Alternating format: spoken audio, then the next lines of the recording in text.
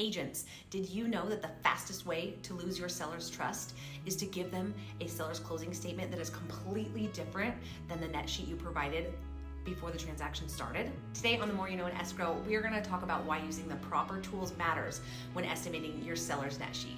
Now, the majority of you know how to calculate a net sheet if you're doing listings. It's a no-brainer. However, are you checking certain items to make sure there are not huge surprises when your seller gets to my closing table? I have had a few recently, and the big differences are the payoffs.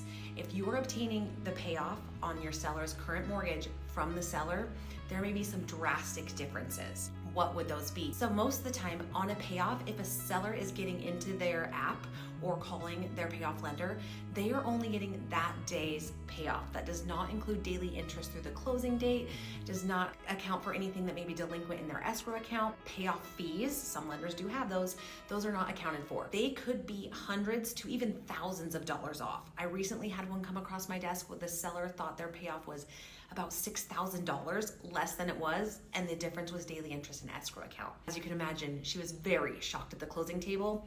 Big obstacle we had to overcome. This could have been prevented in the beginning.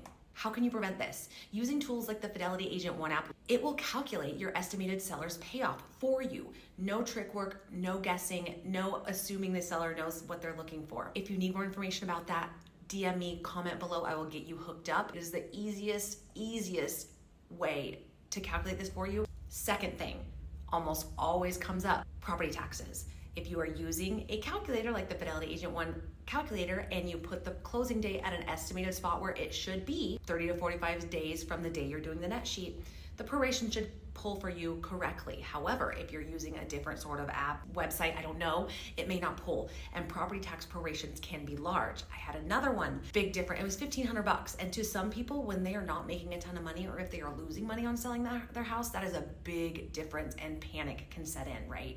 So make sure those are correct, and then make sure if they are correct, but your seller really understands what that proration is and that they are not getting taken advantage of by paying taxes when they're not going to own the property anymore. There's always a big confusion there as well.